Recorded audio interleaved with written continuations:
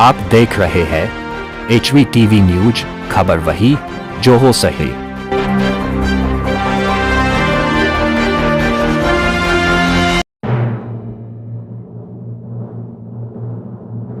Social media पर viral हो रहा है, जिसमें नानपारा तहसील को लेकर आपने कुछ चर्चा किया है, जिसमें भ्रष्ट अधिकारियों का नाम ले रहे हैं। क्या है पूरा मामला और आपका नाम क्या है?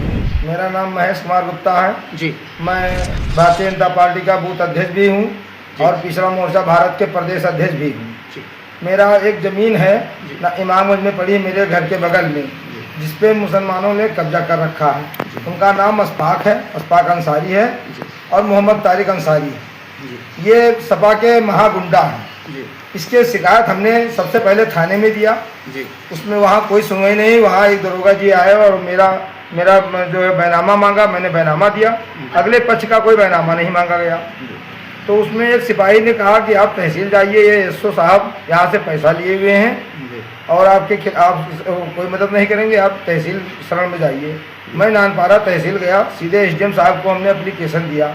एसडीएम साहब ने तत्काल तुरंत भेजा तो वहाँ से कानूनगो साहब को, और जो है वहाँ के एक आशीष पांडे हैं जो है वो है अपर तहसीलदार मजिस्ट्रेट हैं, वो आए और दोनों पक्षों को बुलाया गया वहाँ। मैं तहसील में जब गया, मेरे साथ 2 पत्रकार थे, तो उन्होंने कहा कि आपका काम 1 हफ्ते में हो जाएगा। मैंने अपनी जितनी डॉक्यूमेंट्स थे, बैनामा वगैरह और जो है खतौनी वगैरह सब हमने दे दिया। नामांतर वही तक हमने दे दिया। हमारे पापा का जो बैनामा था उसको भी दे दिया। उसके बाद उन्होंने मुझे 1 हफ्ता दौड़ाया और 1 हफ्ता दौड़ाने के बाद उन्होंने कहा कि ये काम तहसील के अंडर में नहीं आता है। फिर वापस हमने फिर दोबारा विधायक से शिकायत की। फिर विधायक जी मेरे साथ गए तो मैडम ने कहा मैं 3-5 लोगों का टीम गठित करता हूँ और जो है इसके आपको 1 हफ्ते में रिस्पांस मिल जाएगा, आप परेशान मत होइए। विधायक जी हम चले गए।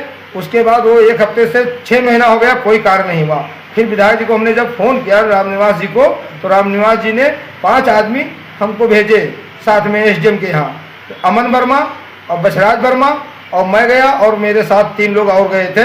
तो वो शिवपुर का मंडल अध्यक्ष थे राकेश पांडे जी। तो मैडम ने कहा कि ठीक है 1 हफ्ते का और टाइम दीजिए हमको, 1 हफ्ते में हम अपना जो है कार्य करके आपको संपूर्ण कार्य बताएंगे। फिर अब 1 हफ्ते से 6 महीना अभी तक हुआ, अभी कोई काम नहीं हुआ। और जब जाते हैं मुझसे पैसा लिया गया, पैसा विधायक जी ने जब डांटा तो मेरा पैसा वापस कर दिया गया, अगली पार्टी से पैसा ले लिया गया।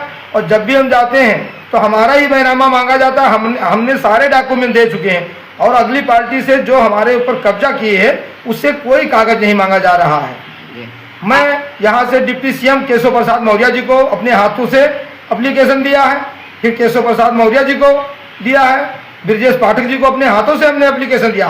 और मेरे मंत्री जी हैं एक नानकदीन भुर्जी जी, जो राज्य मंत्री रह चुके हैं, पिछले भूतपूर्व मंत्री हैं इस समय, उन्होंने भी मेरे साथ जाके मुख्यमंत्री जी को एप्लीकेशन दिया, लेकिन अभी तक कोई कार्रवाई नहीं हुई। और जब वो तो केवल भ्रष्ट तहसील है और यहाँ का जो लेखपाल है अरुण, उसने बिना बैनामा के वरासत कर दिया। हमारा जब वरासत होना था तो उसने बैनामा मारा, पूरा डॉक्यूमेंट मांगा।